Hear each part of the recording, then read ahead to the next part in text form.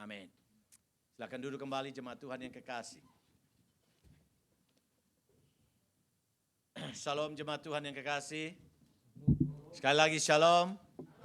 Puji Tuhan.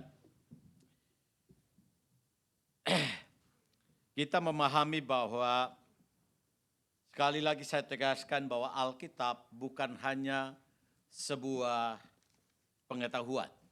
Alkitab bukan sebuah pengetahuan, tetapi Alkitab adalah firman Allah yang merestorasi kehidupan manusia.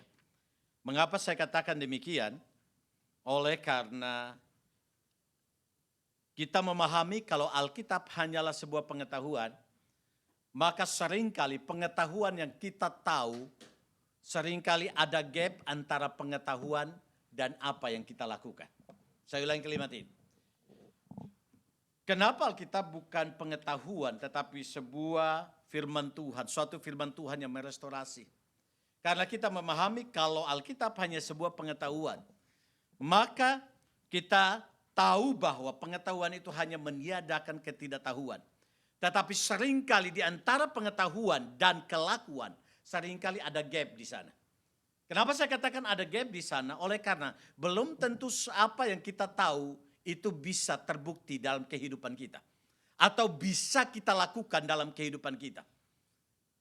Padahal firman Tuhan harus kita lakukan dalam kehidupan kita. Pengetahuan tidak semuanya langsung kita lakukan dalam kehidupan kita. Sehingga seringkali kita tahu tapi belum tentu kita lakukan itu. Saya berikan contoh. Sekali lagi saya berikan contoh. Saya berat badan sekarang adalah mungkin ini bagi wanita agak sulit untuk menyebutkan ini. Tapi bagi saya itu sesuatu yang biasa. Karena saya punya karunia menikmati. Jadi berat badan saya sekarang kalau biasanya 77, kalau selesai makan 78. Ya. Dan ada satu keinginan dalam diri saya adalah bagaimana supaya saya bisa diet.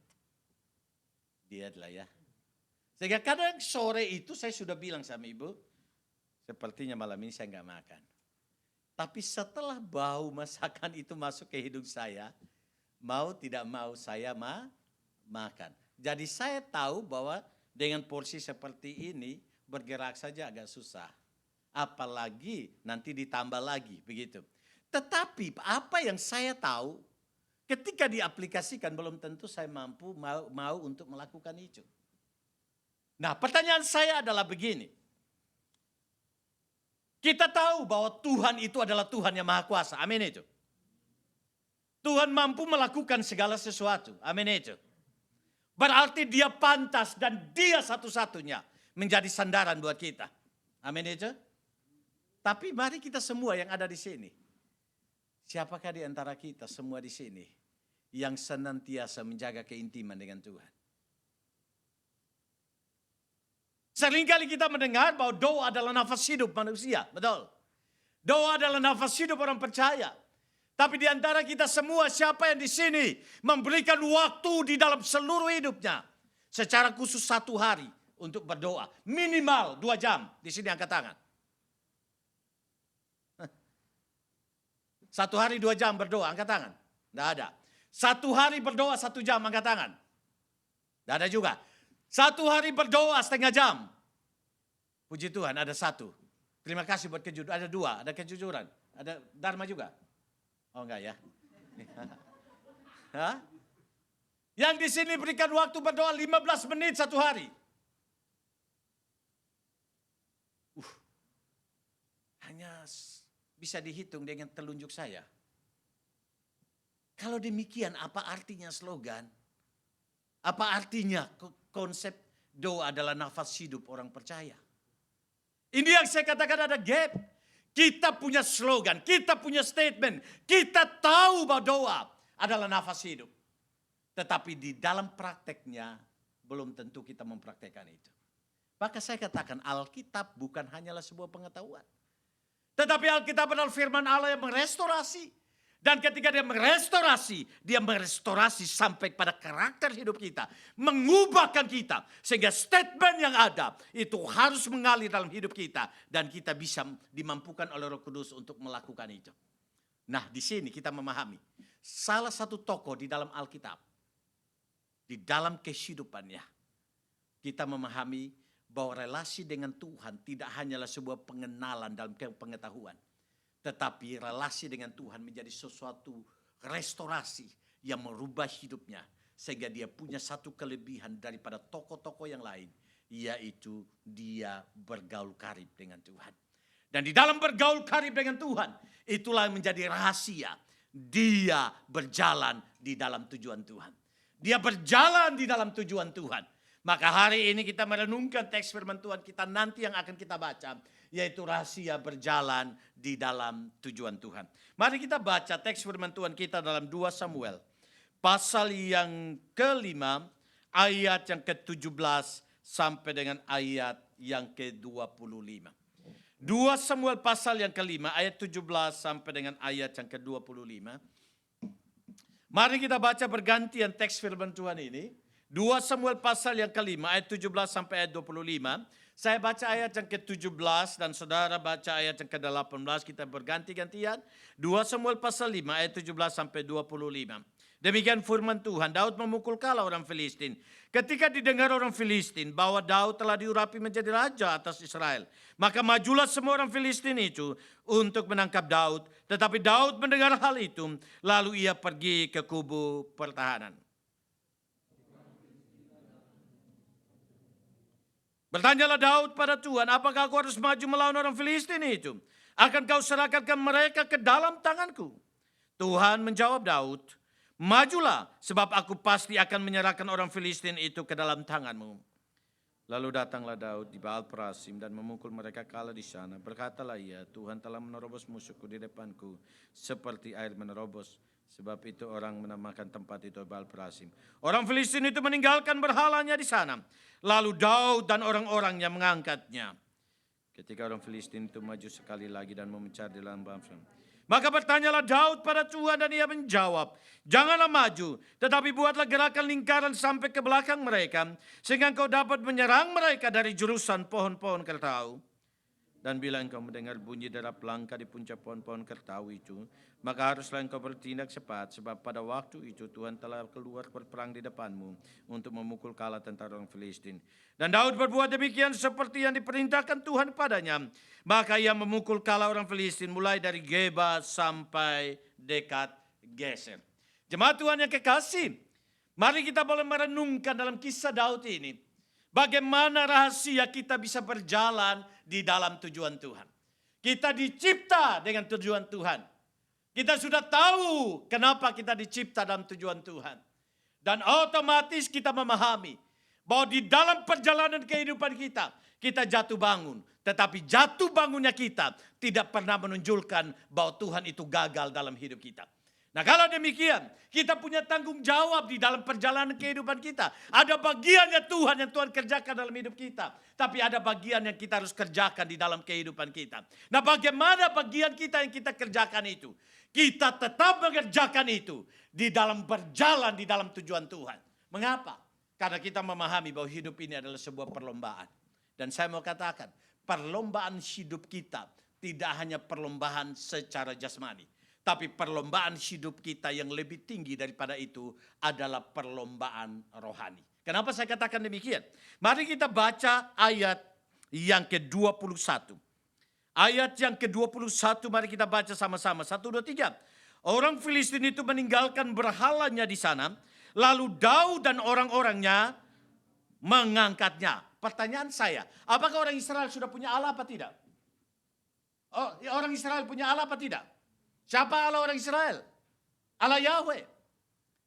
Tetapi pertanyaannya, kalau orang Israel sudah punya Allah yaitu Allah Yahweh, mengapa mereka mengangkat lagi dewa yang ditinggalkan oleh bangsa Filistin? Oleh karena bangsa Filistin kalah dan selanjutnya mereka meninggalkan akan berhala mereka. Dan di sana dikatakan orang Israel mengangkatnya. Orang Israel mengangkatnya. Pertanyaannya, kenapa mereka harus mengangkatnya dan membawa ke Israel?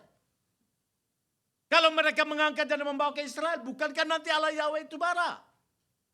Bukankah Allah berkata, aku Allah yang cemburu. Nggak boleh ada Allah yang lain yang menandingiku.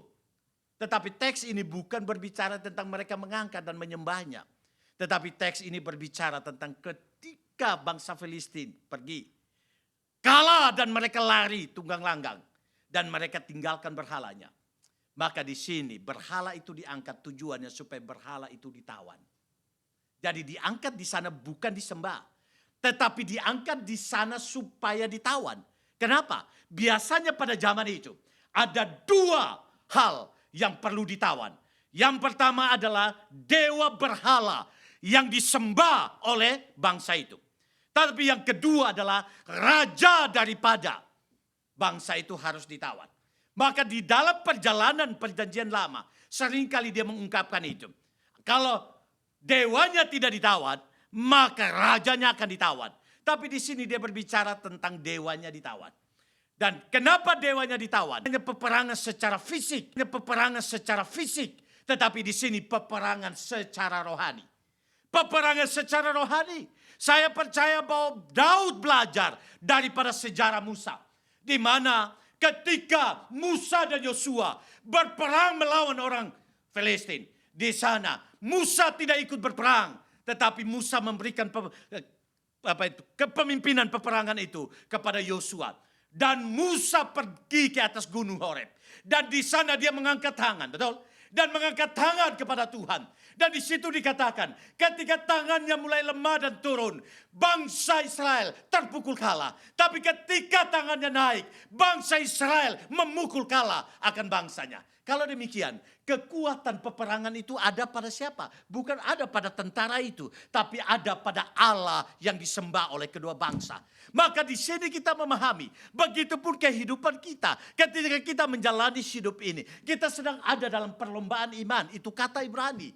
Dan kita kata Roma. Dan juga kita berjalan di dalam tantangan-tantangan hidup ini sendiri. Dan itu bukan hanya tantangan secara fisik, tetapi tantangan secara rohani. Daud mengerti ini. Daud memahami ini. Maka ketika dia melihat bangsa Filistin, dia tidak pernah melihat hanya secara fisik. Ketika Daud datang menghadap Goliat dan mengalahkan Goliat, apa yang dia katakan? Kamu mendatangi aku dengan lembing dan tombak, tapi aku mendatangi engkau di dalam apa? Nama Tuhan Allah itu sendiri. Daud punya satu cara pandang. Dalam hidup ini aku tidak hanya menjalani secara fisik, tapi aku menjalani di dalam peperangan rohani. Kalau aku berjalan di dalam peperangan rohani, maka aku butuh satu kekuatan yang bisa menjamin saya untuk memiliki kemenangan itu sendiri. Dan Daud tahu kemenangan itu bukan ada pada dia, tapi itu ada pada Tuhan. Maka kalau saudara dan saya melihat akan teks ini, di mana ketika Daud mulai diangkat menjadi raja, maka orang Filistin datang. Orang-orang Filistin datang dan mulai mengepung mereka di lembah Refaim. Dan ketika mereka mengepung orang Israel, dan Daud pada saat itu adalah raja yang memimpin pada saat itu. Apa yang dilakukan oleh Daud? Daud terkenal hebatnya. Daud terkenal sebagai seorang panglima. Daud terkenal sebagai seorang prajurit dan seorang pemimpin yang tidak pernah kalah. Dia punya siasat perang yang hebat. Tetapi sesuatu yang mengkagetkan kita, ketika bangsanya sedang ada di ujung tanduk, karena mereka sudah dikepung di lembah Refaim. Mau kemanapun tidak bisa, namanya lembah, betul? Mau kemanapun tidak bisa. Tetapi apa yang dilakukan oleh Daud? Daud tidak panggil semua prajuritnya. Siapkan semua panglimanya. Dan mari kita lawan. Tidak. Dia tidak gegabah. Dia tidak langsung panik. Tetapi apa yang dia lakukan? Dia pergi ke kubu pertahanan. Ketika saya mengerti tentang kubu pertahanan, saya pikir di sana benteng mereka dan dikumpulkan semua di sana. Dan itu menjadi tempat di mana mereka bisa menghadapi akan musuh mereka. Tapi apa yang dia lakukan? Dia pergi ke kubu pertahanan bukan untuk ambil senjata. Dia pergi ke kubu pertahanan bukan untuk ambil lembing. Dia ke kubu pertahanan bukan untuk ambil tombak. Tapi di sana Alkitab berkata ayat 19. Bertanyalah Daud kepada Tuhan. Saudaraku, mari kita memahami. Secara logika kira-kira Daud ini punya strategi benar apa enggak? Mungkin kita berkata Daud ini orang gila. Dan panglima-panglima yang ada di sana mungkin berkata Daud ini orang gila. Tidak punya strategi perang yang hebat. Betul. Karena seharusnya dia harus memimpin untuk mengalahkan, menyerang akan orang Filistin. Sehingga mereka tidak selalu maju dan akhirnya mengekang mereka. Tapi Daud tidak mengutamakan itu. Di sana dia bertanya sama Tuhan. Dia bertanya sama Tuhan. Maka rahasia supaya kita bisa berjalan dalam tujuan Allah. Kita harus memiliki keintiman dengan Tuhan. Kita harus senantiasa bertanya sama Tuhan. Senantiasa punya keintiman dengan Tuhan. Dan ketika berbicara keintiman dengan Tuhan, maka ada 3 hal yang ada di dalamnya. Yang pertama pasti ada doa. Karena di sini berkata Daud bertanya sama Tuhan, betul? Ada doa yang dinaikkan pada Tuhan. Tetapi yang kedua adalah pasti ada firman Tuhan. Karena ketika dia berdoa dan bertanya sama Tuhan, dia menantikan jawaban daripada Tuhan. Maka di sana ada doa dan di sana ada firman Tuhan. Tetapi satu sisi juga yang tidak lepas adalah ada persekutuan. Persekutuan antara Daud dan Tuhan. Persekutuan antara Tuhan dan Daud. Dan Daud melihat ini sesuatu yang penting. Nah, kita memahami. Sebenarnya inti ibadah itu apa sih? Memang seringkali suatu denominasi harus diatur di dalam liturgi gereja. Tapi pertanyaan saya, kira-kira inti di dalam ibadah itu apa? Liturgi kah? Inti ibadah itu apakah persembahan kah? Maka kadang orang tidak datang di Indonesia, di sini tidak ada. Orang gak datang ke gereja tapi titip perpuluhannya. Orang gak datang ke gereja tapi titip persembahan minggunya. Itu di kampung kami banyak. Jadi persembahannya masuk surga, orangnya tinggal. Inti ibadah itu apa? Inti ibadah itu hanya 2. Yang pertama adalah kehadiran Tuhan dalam ibadah itu. Yang kedua adalah kehadiran kita di hadapan Tuhan. Kalau salah satu tidak ada, itu bukan ibadah. Amin itu. Mau liturginya bagus, mau pujiannya bagus, mau semuanya bagus. Tapi 2 inti ini tidak ada. Maka persekutuan itu adalah persekutuan sosial adanya. Karena Allah harus hadir. Dan umatnya juga harus hadir. Dan ketika dua-duanya hadir, maka tercipta sebuah persekutuan yang indah. Pertanyaan saya, ketika saudara datang ke gereja, apakah saudara mempersiapkan diri baik-baik untuk hadir di hadapan Tuhan dan mengalami persekutuan dengan Tuhan? Karena kita percaya, ketika kita mempersiapkan diri kita dengan baik untuk bertemu dengan Tuhan, maka pasti hadirat Tuhan itu ada. Amin itu. Karena Alkitab berkata, 2-3 orang berkumpul dalam nama Tuhan, dia hadir di sana. Amin itu. Maka di sini 3 aspek ini penting. Di dalam ibadah harus ada persekutuan antara kita dengan Tuhan, Tuhan dengan kita. Tetapi persekutuan itu dilandasi oleh 2 hal. Yang pertama adalah doa dan yang kedua adalah firman Tuhan. Baru di sana kita mengerti apakah selama ini saya berjalan di dalam tujuan Tuhan. Maka keintiman dengan Tuhan harus menjadi sebuah kebutuhan dasar dalam seluruh kehidupan kita. Sehingga kita tahu kita berjalan dalam tujuan Tuhan apa tidak. Nah, mari kita melihat ketika Daud menekankan keintimannya dengan Tuhan. Maka ada beberapa hal penting yang bisa kita lihat. Mengapa Daud mengutamakan keintiman pada Tuhan sebagai rahasia dia berjalan dalam kehendak Tuhan. Di sini kalau ayat ini berkata, kalau saudara dan saya melihat ayat yang ke-19, maka di situ dikatakan bertanyalah Daud kepada Tuhan, apakah aku harus maju melawan orang Filistin itu? Jemaat Tuhan yang kekasih, ini pertanyaan yang sangat indah. Daud sebelum melangkah, dia bertanya dulu, apakah dia melangkah ini itu adalah kehendak Tuhan? Amin itu ya. Seringkali kita gegabah ketika kita lihat kira-kira per jam itu sudah kira-kira harganya sudah hebat. Kadang-kadang kita lupa bertanya sama Tuhan, kira-kira ini kehendak Tuhan apa enggak? Ketika kita lihat dia sepertinya sudah nyantol sama hati kita. Dan membuat kita malam-malam tidak bisa tidur karena bayangannya selalu hadir dalam ingatanku dan mimpiku. Maka kadang-kadang kita sudah mulai lupa bertanya sama Tuhan. Dan kita mau cepat-cepat melangkah. Baik pekerjaan, studi dan lain sebagainya. Kadang-kadang kita mau cepat melangkah tanpa bertanya sama Tuhan. Daud bertanya sama Tuhan sebelum dia melangkah. Kenapa? Karena doa ini mengajarkan dia bahwa dia tidak tahu dan dia terbatas adanya dalam setiap detik yang ada di depannya. Maka dia tahu Tuhan itu maha tahu. Maka dia mau supaya menyerahkan hidupnya ke dalam tangan Tuhan. Ketika dia melangkah dalam seluruh perjalanan kehidupannya. Maka ini menjadi hal yang penting. Supaya saudara dan saya tetap berjalan dalam tujuan Tuhan. Bertanya sama Tuhan, jaga keintiman dengan Tuhan. Jaga doa di hadapan Tuhan, jaga hubungan firman Tuhan, jaga hubungannya melalui firman Tuhan dengan Tuhan.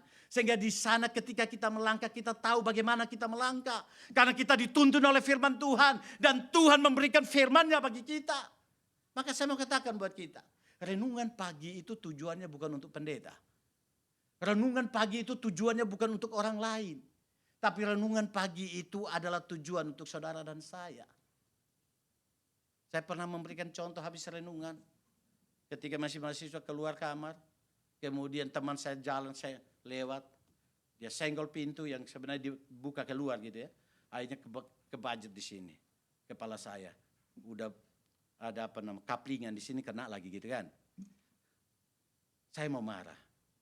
Tetapi ketika mau marah. Tadi pagi saya renungan. Tentang kesabaran. Artinya apa? Firman Tuhan menuntun saya, mempersiapkan saya. Ini manfaat daripada kenapa kita bertanya sama Tuhan, kenapa kita memiliki keintiman dengan Tuhan. Sehingga firman Tuhan menjadi sebuah warning buat kita. Sehingga ketika kita mengalami tantangan dalam hidup ini, kita tidak gegabah di dalam mengambil keputusan.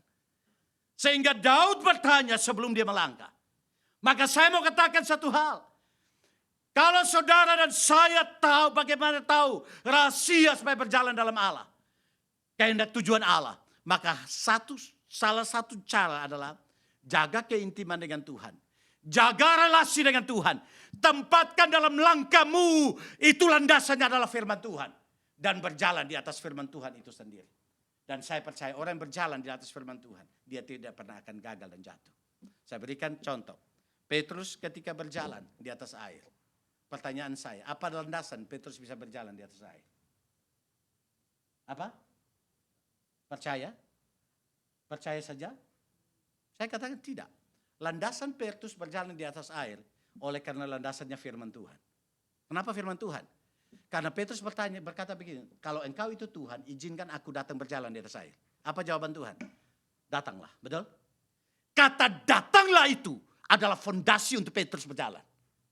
Maka saya percaya bahwa Petrus bukan berjalan di atas air. Tapi Petrus berjalan di atas kebenaran firman Tuhan. Amin itu. Maka itu menjadi landasan buat kita. Ketika saudara punya keintiman dengan Tuhan. Firman Tuhan menjadi landasan untuk kita berpijak.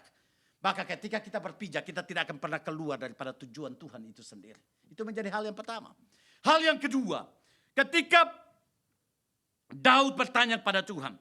Isi pertanyaannya tidak apakah aku harus maju melawan orang Filistin. Tapi yang kedua adalah akankah kau serahkan mereka ke dalam tanganku. Apa artinya? Daud tahu. Dalam setiap perjalanan untuk mencapai tujuan Tuhan.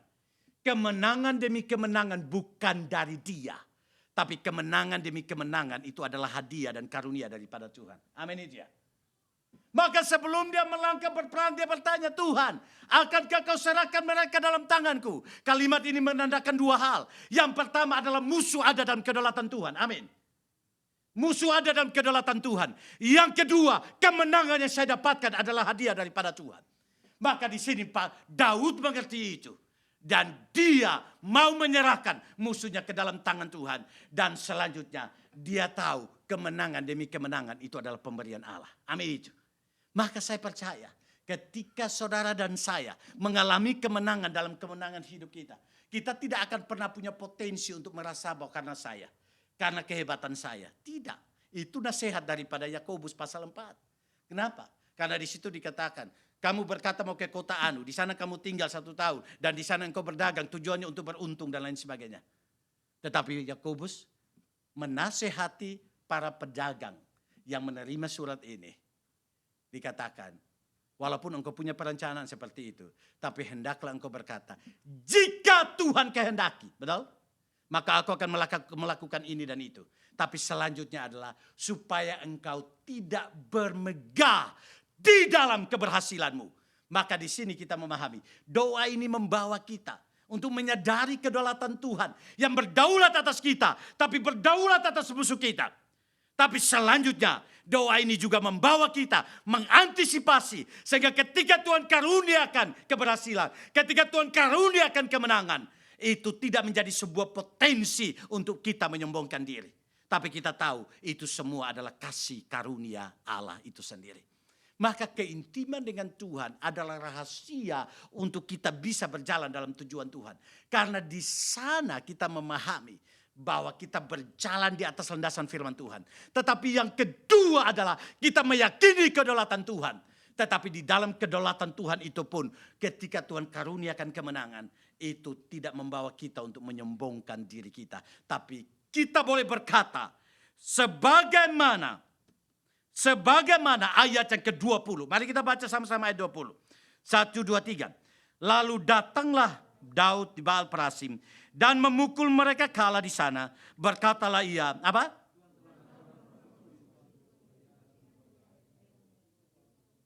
Iya.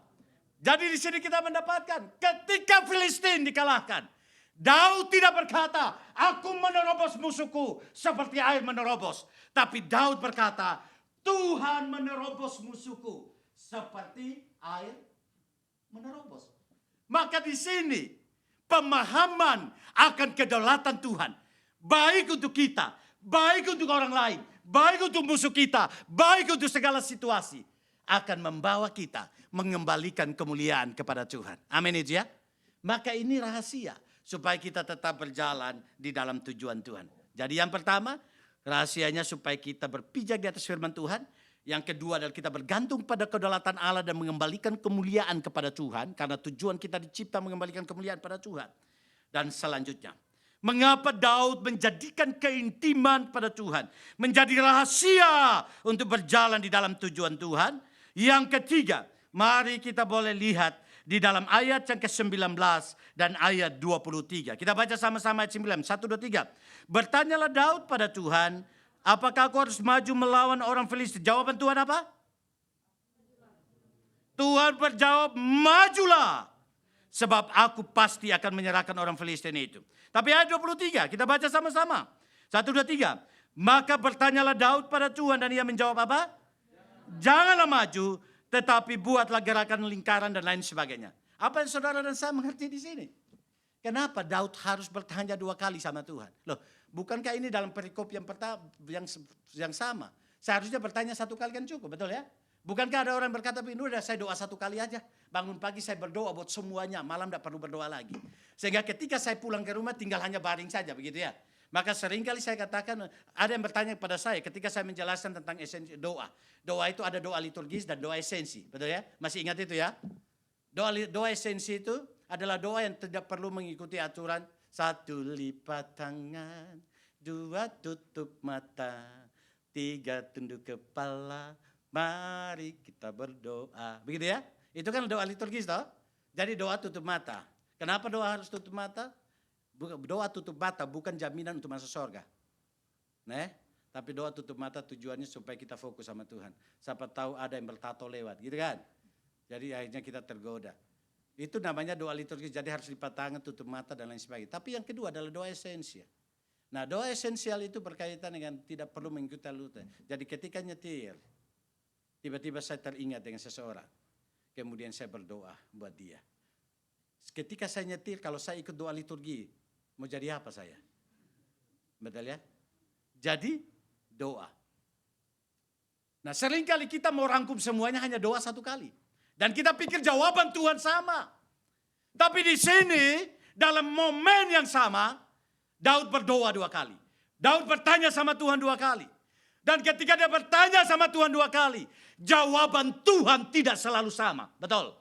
Dan kenapa kita harus bertanya sama Tuhan? Menjaga keintiman dengan Tuhan. Karena Tuhan pimpin hidup kita ini tidak selalunya sama. Doa pertama Tuhan katakan maju. Doa kedua Tuhan bilang jangan maju. Tidak selalu sama bukan? Maka dalam hidup ini jawaban Tuhan ada 3 dalam hidup ini. Kalau di sini Tuhan kasih 2. Yang pertama jangan, yang pertama adalah maju, yang kedua adalah jangan. Tapi dalam hidup kita ada 3. Lebih bahaya lagi bukan? Daud tanya 2, kita 3. Yang pertama adalah apa? Maju. Ya. Ketika kita berdoa, Tuhan, sepertinya yang itu sajalah. Yang rambutnya itu sampai ke ujung kakinya itu. Itulah itu. Berarti kamu punya pekerjaan ekstra. Kemana-mana pun harus bantu guling rambutnya.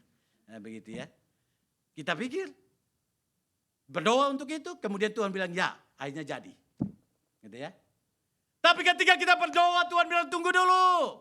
25 tahun lagi menunggu. Sebagaimana Abraham harus menunggu 25 tahun baru punya anak, betul?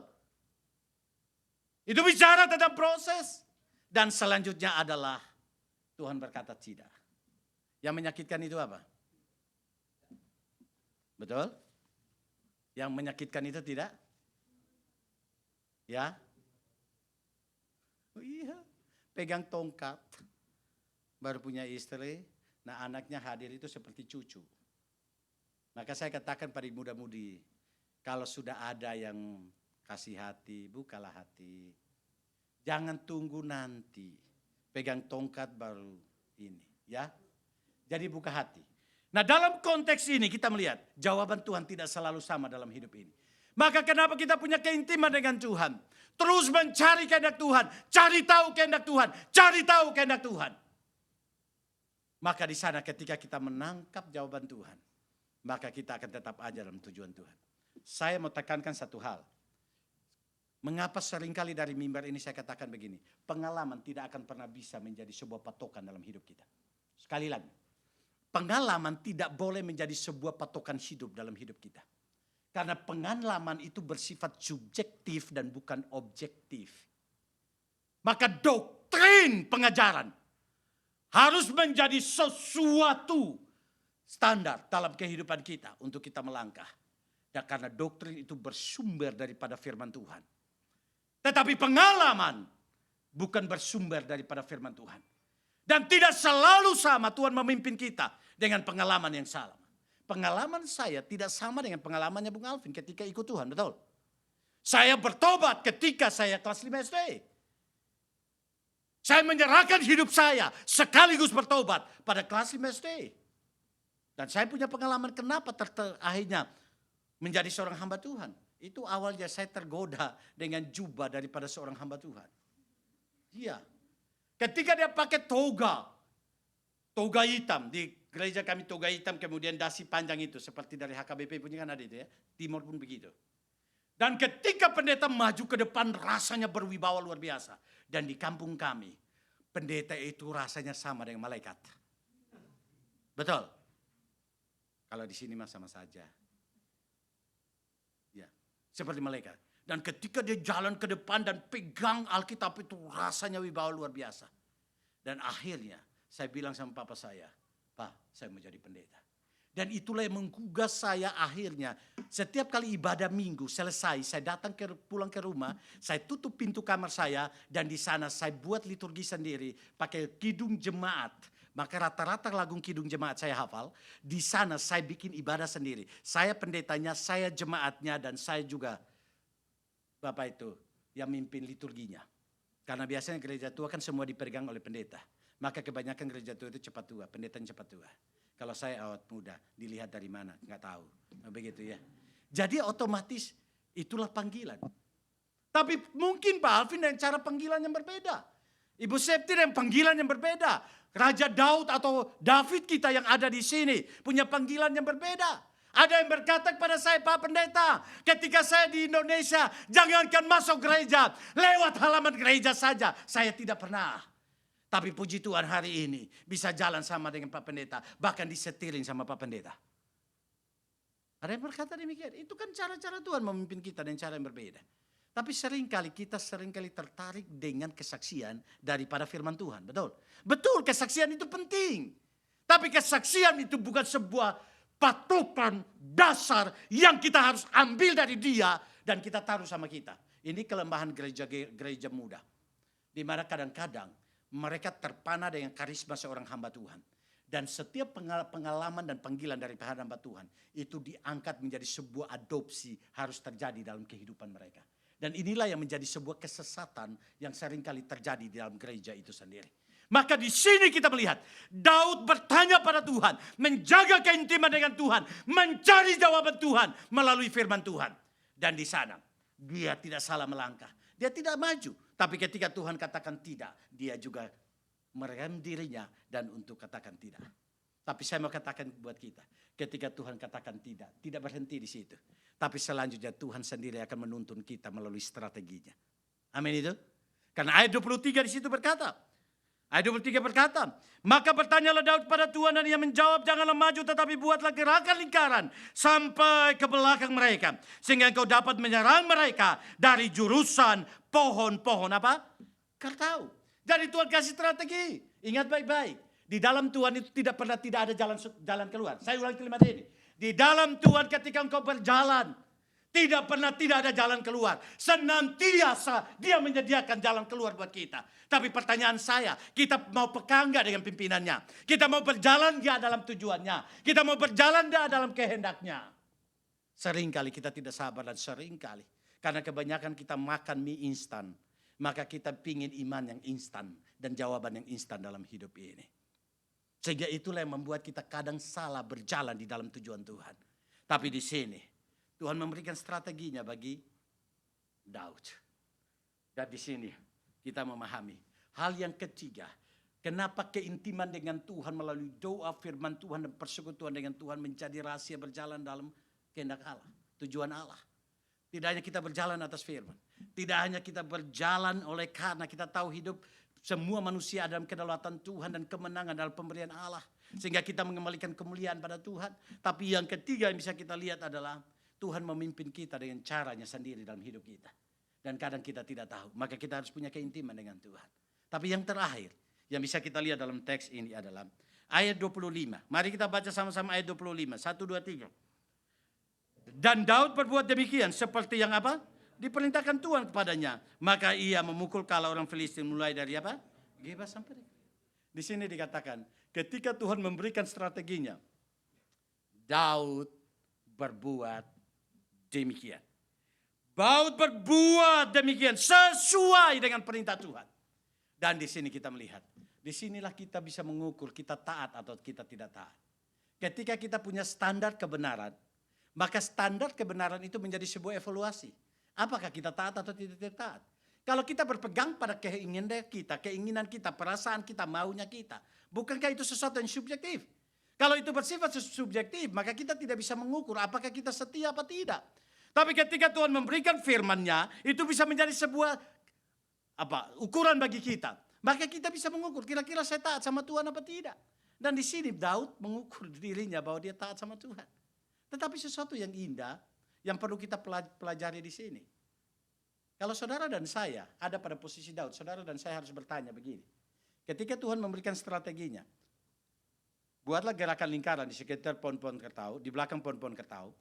Dan ketika engkau mendengar derap langkah kaki Tuhan Allahmu, maka cepatlah engkau bergerak, karena aku keluar untuk berperang di depanmu. Sepertinya sesuatu yang perlu kita tanda tanya di sana. Kalau Tuhan berperang sendiri di depan kita, kira-kira dia menang gak atas musuhnya? Betul? Menang? Tanpa kita Tuhan berperang, dia menang apa tidak? Menang. Kalau demikian, untuk apa strategi yang Tuhan kasih? Padahal satu sisi Tuhan bilang apa? Bikin gerakan lingkaran di belakang pohon-pohon kertau. Dan ketika ada derap langkah, itu bicara tentang apa? Tuhan keluar untuk berperang. Engkau juga harus keluar untuk berperang. Emangnya Tuhan tidak bisa tanpa kita? Kita nggak bisa tanpa Tuhan, amin itu ya. Tapi tidak mungkin tanpa kita Tuhan tidak bisa. Tapi mengapa Tuhan harus melibatkan Daud di sana bersama dengan prajuritnya kalau dia sudah berperang? Tinggalannya Daud pulang tidur, betul? Tinggalan prajuritnya pulang tidur, apalagi musim dingin begini, selimut lebih enak daripada pegang lembing dan tombak, betul toh? Maka jangan salah, kalau ibadah terlambat juga. Ya Pak Pendeta juga kadang mau keluarnya susah juga. Tapi ya ini tanggung jawab panggilan dengan Tuhan. Lebih baik dia pulang tidur. Tuhan sudah berperang. Tapi kenapa Tuhan melibatkan ketika Tuhan berperang? Tuhan melibatkan akan Daud dan prajuritnya. Jawabannya adalah dalam hidup ini ada bagian yang Tuhan kerjakan. Tapi ada bagian yang kita harus kerjakan. Amin itu ya. Maka di sini mari kita boleh taat sama Tuhan. Tapi ketaatan pada Tuhan harus membawa kita memiliki keintiman dengan Tuhan. Karena ketika kita intim dengan Tuhan, kita tahu mana bagian Tuhan dan kita tahu mana bagian kita. Amin itu. Maka jangan sampai kita stres. Kenapa? Karena kita melangkah lebih jauh. Kita ambil bagian Tuhan untuk kita kerjakan dan kita serahkan bagian kita kepada Tuhan. Betul ya? Ada orang yang berdoa begini. Bapa di sorga, tolonglah. Gerakkanlah semua orang-orang yang ada di sana. Yang tidak pernah datang ke gereja supaya datang ke gereja. Rohani apa tidak? Rohani atau tidak? Kelihatannya rohani, tapi sebenarnya rohana. Kenapa? Karena itu tugas kita untuk mengajak mereka. Jadi bukan hanya Tuhan saja. Betul, kita doa. Minta Tuhan menggerakkan hati mereka. Terus saja. Menggerakkan hati mereka. Tapi selanjutnya tanggung jawab kita mengajak mereka untuk datang. Amin itu. Jadi ada bagian Tuhan mengerjakan hati mereka. Tapi ada bagian kita membawa mereka, mengajak mereka untuk datang. Maka di dalam hidup ini, dalam pelayanan, dalam ketaatan pada Tuhan, ada bagian yang Tuhan kerjakan, tapi ada bagian yang kita kerjakan. Maka saya sekali lagi, pengembangan dunia ini ada bagian yang Tuhan kerjakan, Tuhan mencipta dunia ini. Tapi pengembangan selanjutnya adalah tanggung jawab daripada manusia. Amin itu ya. Itu mandat. Maka di dalam bagian ini pun Daud tahu apa bagiannya. Tuhan bilang keluar berperang, dia berperang. Dengan kualitas yang terbaik. Tapi selanjutnya dia tahu kemenangan itu adalah daripada Tuhan. Karena peperangan itu adalah peperangan rohani yang dia harus jalani dalam hidup kita. Maka supaya kita bisa berjalan dalam tujuan Tuhan. Tidak hanya melangkah di atas firman Tuhan. Tidak hanya tahu bahwa Allah berdaulat memberikan kemenangan. Dan kita mengembalikan kemuliaan pada Tuhan. Tidak hanya jawaban Tuhan dalam memimpin kita. Senantiasa tidak selalu sama. Maka kita harus bertanya sama Tuhan supaya tetap berjalan dalam tujuan Tuhan. Tapi selanjutnya adalah kita harus taat sama Tuhan. Tapi di dalam ketaatan pada Tuhan ada bagian yang kita kerjakan, tapi ada bagian yang Tuhan kerjakan. Maka dengan keintiman itulah kita tahu mana bagian Tuhan dan mana bagian kita. Sekali lagi jodoh. Ada yang dalam pendalaman Alkitab berkata begini, Pak, mau saya nyatakan isi hati atau tidak menyatakan isi hati. Dia mutar-mutar kemanapun ujungnya ketemu saya. Itu berarti tidak mengerti apa yang selama ini saya sampaikan.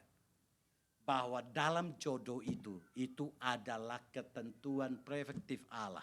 Allah sudah kasih ketentuan, selanjutnya kita punya tanggung jawab untuk menentukan siapa yang jadi bagian dalam hidup kita. Amin itu ya. Maka kita memahami bahwa itu adalah tanggung jawab kita. Sehingga ketika kita salah memilih, karena kita tidak punya keintiman dengan Tuhan, maka kesalahan itu bukan ada pada Tuhan, tapi kesalahan itu ada pada kita. Maka kerinduan saya, kita terus berjalan dalam tujuan Tuhan. Saya rindukan Januari sampai Februari ini. Kita khusus untuk mengerti tentang tujuan Tuhan dalam hidup ini. Supaya kita tidak salah melangkah dalam setiap hidup yang hanya satu kali yang Tuhan berikan bagi kita. Karena Alkitab katakan, kalau manusia itu dikasih hidup 70, kalau kuat berapa? 80. Hanya satu kali. Maka jangan sia-siakan hidup yang hanya satu kali ini. Terus berjalan dalam tujuan Tuhan. Dasar firman Tuhan. Pemahaman dan keyakinan Allah berdaulat dalam hidup kita. Yang ketiga, kita sungguh belajar untuk berjalan di dalam penyerahan diri kepada Tuhan. Karena Tuhan memimpin kita dengan pengalaman yang berbeda-beda. Dan yang terakhir, supaya kita belajar taat pada Tuhan. Mengerti apa bagian Tuhan dan mengerti apa bagian kita. Biarlah kebenaran firman Tuhan ini meneguhkan kita. Mari kita tunduk kepala dan kita berdoa.